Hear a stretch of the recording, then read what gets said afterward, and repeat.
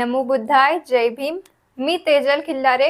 लोकज्योती मराठी या यूट्यूब चॅनलमध्ये आपल्या सर्व प्रेक्षकांचे मनापासून स्वागत. नमो बुद्धाय, जय भीम. भारतात जम्बूद्वीपात असे अनेक राजे महाराजे सम्राट होऊन गेले आणि ह्या सम्राटांनी तलवारीच्या धारेवर त्यांनी आपली साम्राज्य केली आणि त्याचे अधिपत्य गाजवलं, साम्राज्य विस्तार केला. जेव्हा लढाई नसेल त्यावेळेस हे राजे महाराजे जंगलामध्ये जाऊन पशुपक्ष्यांची प्राणी हत्या करत असत, शिकार करत असत आणि पशुपक्ष्यांना रक्तबंबाळ करून एक अघोरी आनंद ते घेत असत. तर अशा ह्या राजे महाराजांच्या मध्येच असं एक ऐतिहासिक युद्ध भारतामध्ये झालेलं आहे आणि ह्या युद्धामध्ये अपरिमित जीवितहानी, अपरिमित मनुष्यहानी झालेली आहे. आणि मग ही मनुष्यहानी आणि रक्तपात पाहून तो राजा आहे तो अतिशय दुःखी आनंदाने तो आपला जो विजय आहे तो पाहत असताना, बोलत असताना त्याला एक दृश्य दिसलं की ह्या रणांगणावर एक बौद्ध भिक्षू आहे, तो जखमी सैनिकांना मलमपट्टी करत आहे. रडणाऱ्या स्त्रिया, बालक, ज्यांचे जे मृत्युमुखी पडलेले सैनिक होते त्यांचे नातेवाईक आक्रोश करत होते, रडत होते. त्याशिवाय तो बौद्ध भिक्षू त्यांना सांभाळत होता, त्यांना सावरत होता. त्यानंतर बौद्ध भिक्षू जी अत्यवस्थ सैनिक होते त्यांना तो पाणी पाजून त्यांची तृष्णा शांत करत होता. हे दृश्य पाहून सम्राट अशोकाला विचित्र वाटलं आणि तो राजवाड्यावर आला आणि त्या बौद्ध भिक्षू अर्थात मोगलीपुत्र तिस्स हे भिक्षू होते त्यांना बोलावलं आणि त्यांनी सांगितलं, मी राज्य जिंकले, मी मगधात नरेश झालेलो आहे आणि तू हे काय काम करतोयस की त्या सैनिकांची सेवा करतोयस, मृत सैनिकांना पाणी पाजतोय, त्यांचे अश्रू पुसतोयस त्यांच्या नातेवाईकांचे. त्यावेळेस ते म्हणाले, बनते की तुझा पराभव झालेला आहे, तू मानवतेचा पराभव केलेला आहे, तू जिंकला नाहीयेस, हा विजय तुझा मुळीच नाहीये. हे ऐकून तो संभ्रमित झाला. मी तर संपूर्ण राज्य जिंकले, संपूर्ण त्याचा कलिंगचा विध्वंस केलाय आणि हे कसं काय. त्यावेळेस पराभव सुत्ताचा तो उपदेश देतात आणि त्यावेळेस त्याचं मन अतिशय बदलून जातं. त्याचबरोबर निग्रोध ह्या 7 वर्षाच्या श्रामणेराने त्याचे डोळे उघडले आणि त्याला धम्म काय आहे हे सांगितलं आणि तोच राजा म्हणजे देवानां पियदस्सी सम्राट अशोक असं म्हटलेलं आहे. तर हा सम्राट अशोकाची आज जयंती आहे. चैत्र शुद्ध अष्टमीचा दिवस सम्राट अशोकाचा जन्मदिवस असतो आणि महान बौद्ध सम्राट, धम्माचा प्रचार प्रसार करणारा आणि धम्माच्या विनयाचे पालन करणारा, त्याचप्रमाणे दान पारमिताचं अखंड म्हणजे आयुष्याच्या शेवटच्या क्षणापर्यंत पालन करणारा असा बौद्ध राजा सम्राट, त्याची जयंती आहे. त्याच्या जयंतीच्या, सम्राट अशोकाच्या जयंतीच्या आपणा सर्वांना शुभेच्छा. तर आज सम्राट अशोकाच्या जयंतीनिमित्त सांगण्याचं म्हणजे त्याचे वडील हे बिंदुसार राजा आणि त्याची आई शुभद्रांगी यांच्या पोटी इसवी सन पूर्व 304 अश्विन आपलं चैत्र अष्टमी शुद्ध अष्टमीच्या दिवशी सम्राट अशोकाचा जन्म झाला. अशोकाचा जन्म झाल्यानंतर आई शुभद्रांगीला खूप आनंद झाला आणि ती म्हणाली, माझं जीवन हे आनंदी झालं, शोकरहित झालं, म्हणून मी त्या पुत्राचं नाव तिने अशोक असं ठेवलं. आता शुभद्रांगी आणि बिंदुसाराला शुभद्रांगी शिवाय 15 राण्या होत्या. त्यामुळे त्याला अनेक सारी भावंड होती, जवळजवळ 101 भावंड इतर राण्यांपासून, बिंबिसाराच्या राण्यांपासून त्याला मुलं मुली झालेले होते. म्हणजे सम्राट अशोकाला अनेक अशी भावंड होती.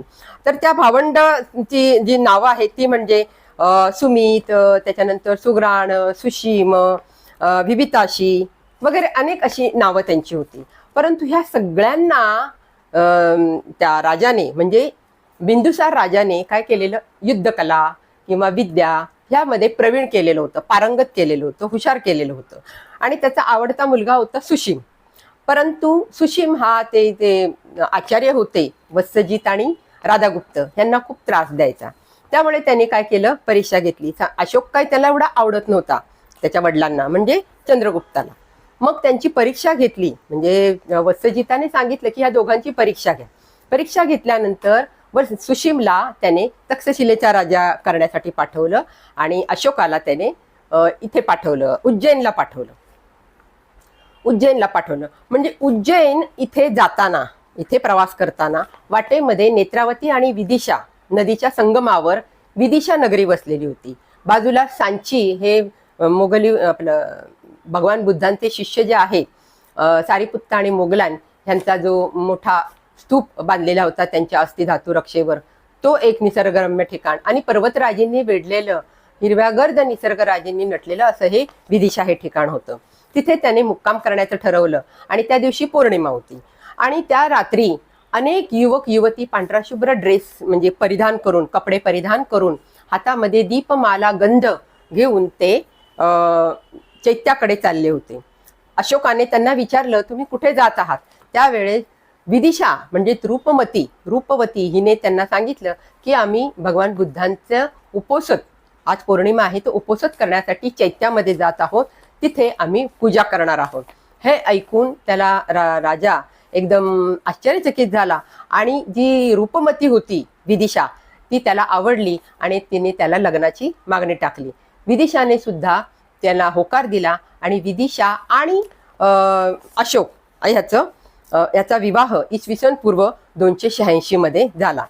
मग आपल्या राणीसह तो उज्जैन नगरी त्याने गाठली आणि तिथे चांगल्या प्रकारे राज्यकारभार करू लागला. तो इसवी सन पूर्व 286 मध्ये त्याला इसवी सन पूर्व 284 मध्ये त्याला एक पुत्ररत्न झालं, त्याचं नाव महेंद्र असं ठेवण्यात आलं. त्यानंतर इसवी सन पूर्व 282 मध्ये त्याला मुलगी झाली, म्हणजे तिचं नाव संघमित्रा ठेवण्यात आलं. तर अशा प्रकारे तो आपल्या कुटुंबासह उज्जैनची राज्यकारभाराची घडी अत्यंत चांगली बसवली. तो जसा क्रूर होता, कडक होता, तसा प्रजाहितदक्षही राजा होता. आणि हे ऐकून त्याचे वडील बिंदुसार राजाला खूप आनंद झाला आणि बिंदुसार राजाने मग त्यात सुशीमची राज्यकारभार कसा चाललाय इथे लक्ष दिलं. तर सुशीमच्या गलथान कारभारामुळे जे प्रशासनाचे लोक होते ते सामान्य जनतेला लुबाडू लागले असे कळले आणि म्हणून चंद्रगुप्ताने अशोकाला तिकडे धाडले, म्हणजे तक्षशिलेला धाडले. तक्षशिलेला तिथे अशोक गेल्यानंतर सुशीमला खूप राग आला आणि तो तक्षशिला सोडून काश्मीरला निघून गेला. तिथेही त्यांनी चांगला जम बसवला. तिथला राज्यकारभार सम्राट अशोकाने अतिशय चांगल्या प्रकारे सांभाळला. असे करत असताना म्हणजे जवळजवळ चंद्रगुप्त मौर्य आणि त्याचे वडील बिंदुसार, चंद्रगुप्त मौर्य आजोबा, सम्राट अशोकाचे आजोबा, त्यांचा मुलगा बिंदुसार, त्यांचा मुलगा सम्राट अशोक, तर ह्या तिघांनी जी आपली साम्राज्य विस्तार एवढा केला की भारत म्हणजे जम्बूद्वीप, पाकिस्तान, त्याच्यानंतर बलुचिस्तान, कंदाहार पर्यंत, अफगाणिस्तान पर्यंत ते साम्राज्य त्यांनी वाढवलं. परंतु जवळच पाटलीपुत्र म्हणजे मगधची राजधानी जवळ असलेलं कलिंग हे मात्र त्यांच्या आधिपत्याखाली नव्हतं आणि ह्याची चिंता सतत अशोकाला लागलेली असायची. कारण कलिंग हे पूर्वीचं नंदवंशीय राज्य आणि नंदवंशाचा नायनाट अर्थातच चंद्रगुप्त मौर्याने केलेला. का तर चाणक्य हा त्या मार्गदर्शनाखाली त्याने कूटनीती संपादन करून त्याने नंदवंशाचा नायनाट केलेला होता. त्यामुळे झालं काय की तिथे चौल राजांची राजवट आली आणि कलिंगवर साम्राज्य प्रस्थापित केलं त्याने. मग सम्राट अशोकाला नेहमी अशी चिंता वाटायची की कधी ना कधीतरी हे साम्राज्य आहे, पूर्वीचं मगधच होतं, हे आपल्यामध्ये सामावून घ्यावं आणि म्हणून सतत त्याच्या मनामध्ये कलिंग विरुद्ध युद्ध करण्याचं त्याच्या मनामध्ये येत असत. तसं राधागुप्त यांचे म्हणजे आचार्य होते ते राधागुप्त यांच्याशी त्याने चर्चा केली, सल्लामसलत केली आणि कलिंग विरुद्ध युद्ध पुकारलं. अर्थातच कलिंगचं साम्राज्य मोठं होतं. त्या काळात 32 ते 38 लाख लोकसंख्या होती आणि भरपूर असं त्यांच्याकडे शस्त्र खजिनाही भरपूर होता. तरीही सम्राट अशोकाने ते धाडस त्यांच्यावर युद्ध करण्याचं केलं आणि कारण ते त्यांना जिंकायचं होतं. तो फार क्रूर होता आणि एकदा मनात आलं की महत्वाकांक्षी होता की तो काम ते करतच असत. अशा प्रकारे त्याने कलिंगवर युद्ध केलं. युद्ध केल्यानंतर त्यांची संख्या जास्त असल्यामुळे जवळजवळ सम्राट अशोकाचा म्हणजे पराभव जवळ आलेला असताना त्याचे जे सल्लागार होते राधागुप्त ह्याने कलिंगवर अग्निगोळे फेकण्याचे क्षेपणास्त्र टाकलं आणि त्यामुळे काय होतं, कलिंगची जी धरती होती ती जळून बेचिराख झाली आणि त्यामुळे अनेक सैनिक त्यामध्ये मारले गेले आणि त्याने मार्गक्रमण करत संपूर्ण कलिंग त्याने पादाक्रांत केलं आणि अशा प्रकारे त्याने ते कलिंगचं युद्ध जिंकलं. त्याला खूप आनंद झाला. त्याने मगध राज्याशी जोडलं कलिंग. कलिंग म्हणजे आत्ताचं ओरिसा. ते जोडलं म्हणून त्याला खूप अत्यानंद झाला आणि तो रणांगणात सगळीकडे फिरू लागला की मी आता सम्राट झालो आणि मी युद्ध जिंकलं, मी विजयी झालो असे म्हणत असताना एक बौद्ध भिक्षू त्याला दिसले आणि हा बौद्ध भिक्षू मगाशी सांगितल्याप्रमाणे त्या जखमी सैनिकांची सेवा करत होता. नंतर रडणाऱ्या बायका असतात, त्या विधवा झालेल्या स्त्रिया किंवा ती बालकं होती ज्यांचे पिता वगैरे ते युद्धामध्ये मारले गेले होते, त्यांचा आक्रोश त्यांना थांबवत होता, त्यांना सहानुभूती दाखवत होता आणि जे अत्यवस्थ झालेले सैनिक आहेत त्यांना पाणी पाजून त्यांची तृष्णा शांत करत होता. आणि म्हणून ते दृश्य पाहिल्यावर त्याने घरी त्यांना पुन्हा आला तो राजवाड्यावर आणि मोगलीपुत्त तिस्स ह्या भंतेंचं नाव आहे, त्यांना बोलवून त्यांना सांगितलं हे कसं काय आहे. त्यावेळेस ते म्हणाले, राजा तू हे केलेलं आहेस, युद्ध जिंकलेला नाहीयेस, तू युद्ध हरलेला आहेस, कारण तू मानवतेचा पराभव केलेला आहे. आम्ही तथागत भगवान बुद्धांचे अनुयायी आहोत. भगवान बुद्धांच्या मानवतेच्या बुद्ध धम्माचा आम्ही प्रचार आणि प्रसार करत असतो आणि पराभव सुत्ताचा उपदेश त्याने केला आणि त्यामध्ये त्याने गाथा म्हटलेली आहे. अपमाद अमतपदं म पमादो मच्छुनोपदं अपमत्ता न मियंती ये पमत्ता यथामथा. म्हणजे जागृतता हे अमृतपद असते, अजागृतता हे मृत्यूपद असते.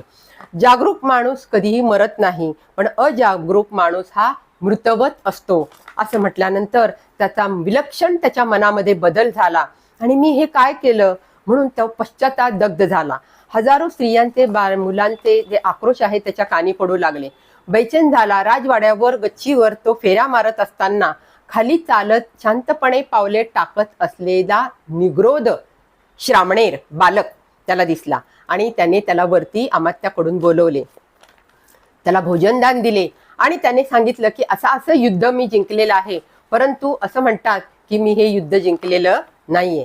त्यावेळेस बालकाने त्याला चांगल्या प्रकारे तथागत भगवान बुद्धांचा धम्म हा समजावून सांगितला आणि अप्पमादो वग्गातील गाथा ती त्याने म्हणून दाखवली पुन्हा एकदा, जी मोगलीपुत्त तिस्साने म्हटलेली.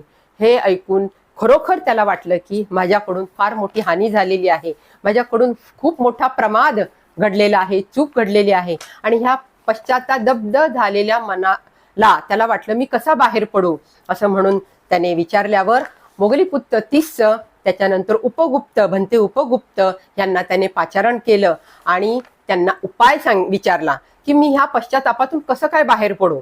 मला खूप अपराधी भावना मनात निर्माण झालेली, मी फार चिंतित झालेलो आहे, मी फार कष्टी झालेलो आहे. त्यावेळी उपगुप्त भंते त्याच्यानंतर मोगलीपुत्त तिस्स यांनी त्याला बौद्ध धम्माची देशना दिली आणि हा जो कार्यक्रम आहे तो अश्विन शुद्ध दशमी या दिवशी त्याने घेतलेला होता.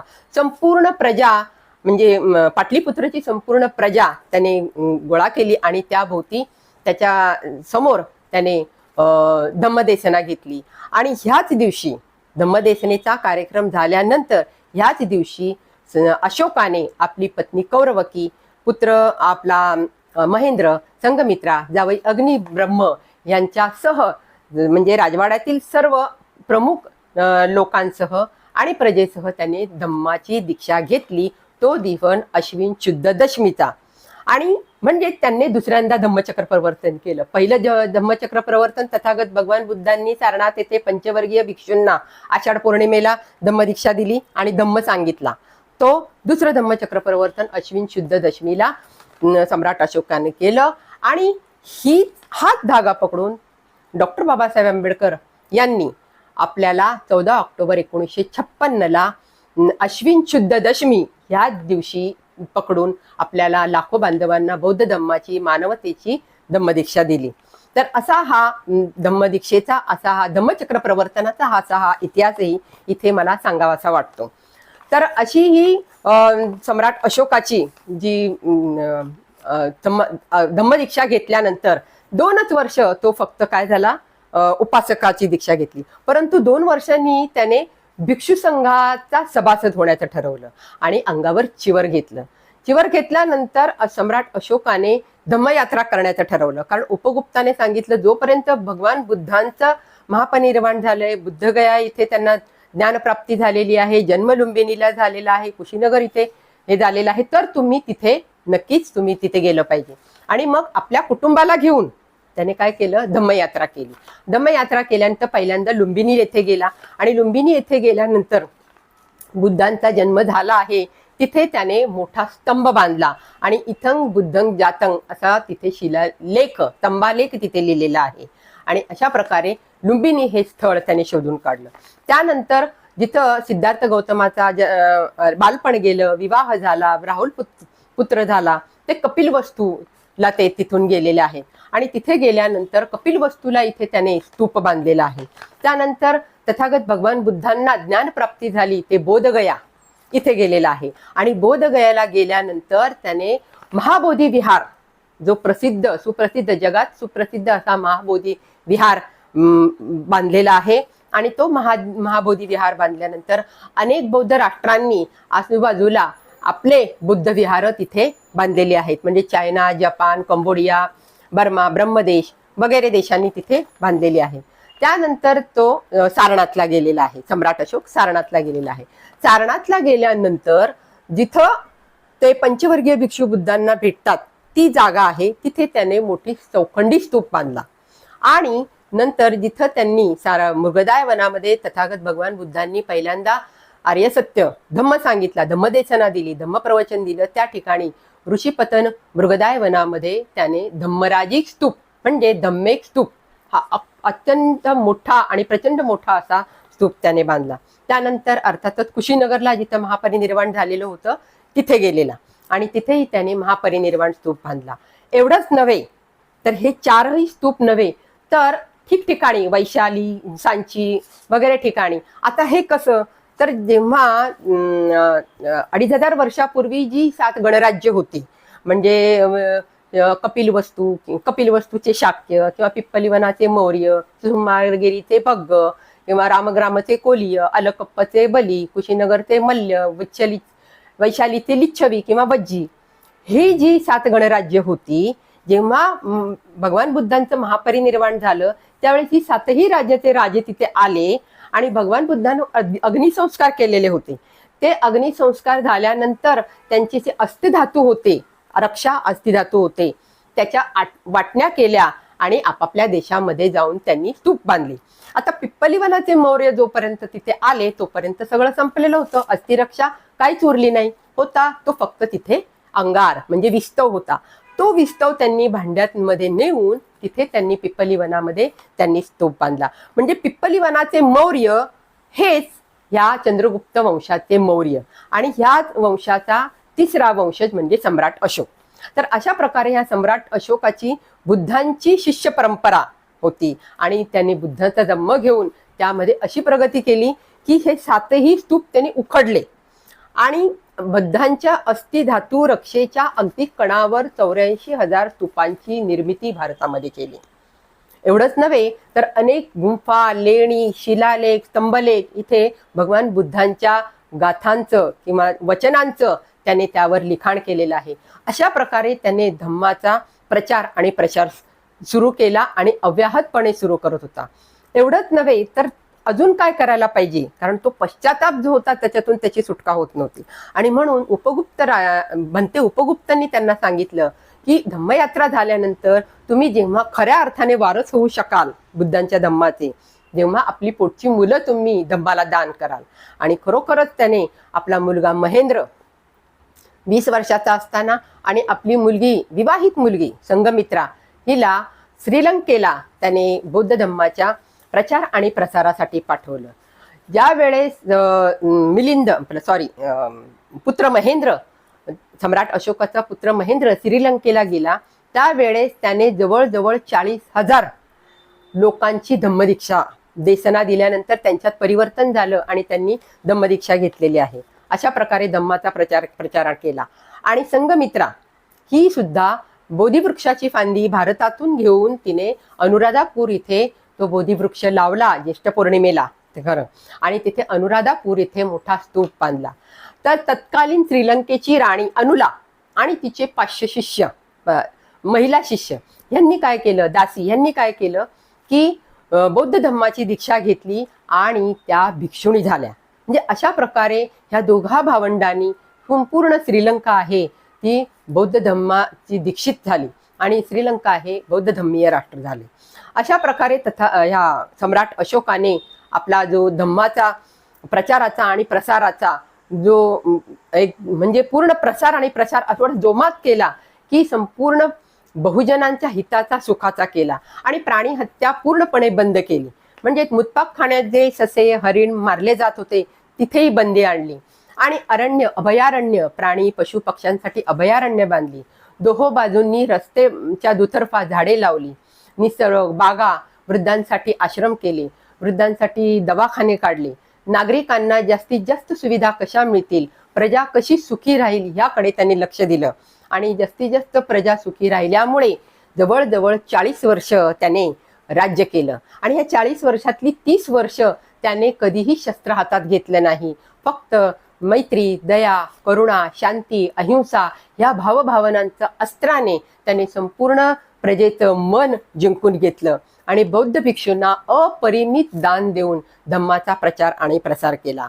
अशा प्रकारे वयाच्या 72व्या वर्षापर्यंत तो प्रचार आणि प्रसार केला. मग तो म्हातारा झाला, वृद्ध झाला. वृद्ध झाल्यानंतर त्याचा जो नातू आहे संप्रती हा सिंहासनावर बसला, राज्य करू लागला. तेव्हा त्याला केव्हा कळलं की आपला आजोबा आहे ते धम्मदान खूप तिजोरीतून देता आहेत बौद्ध भिक्षूंना किंवा धम्माच्या प्रचारासाठी. म्हणून त्याने काय केलं, ते कोषाध्यक्षांना सांगून ते दान देण्याचं बंद केलं.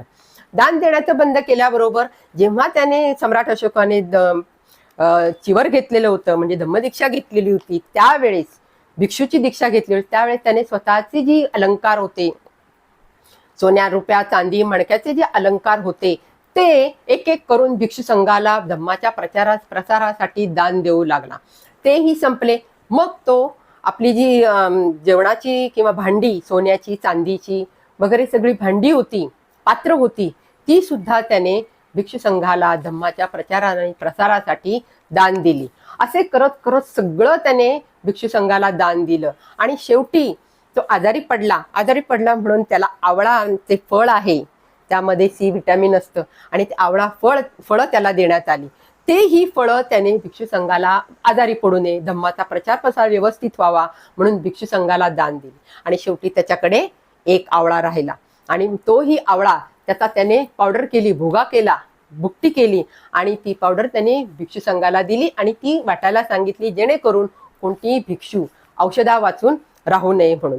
अशा प्रकारे मरेपर्यंत त्याने दान पारमिता काटेकोरपणे पाळली आणि आपल्या विनयाचा म्हणजे बौद्ध धम्माच्या विनयाचा अखंडपणे प्रचार आणि प्रसार केला. असा हा राजा सम्राट अशोक प्रियदर्शी असं म्हटलेलं आहे. त्याला प्रियदर्शी असं म्हटलेलं आहे. प्रियदर्शी त्याचं नाव होतं. इसवी सन पूर्व 232 खरं म्हणजे 72व्या वर्षी त्याचं महापरिनिर्वाण झालं आणि ह्याच दिवशी महापरिनिर्वाण झालं. तो दिवस होता इसवी सन पूर्व 232. महापरिनिर्वाण झाल्यानंतर आवळा आहे ते म्हणजे आमलकी त्याला म्हणतात, त्यावर सुद्धा एक स्तूप बांधला त्याच्या पश्चात म्हणजे बौद्ध भिक्षूंनी, असा इतिहासामध्ये नोंद आहे.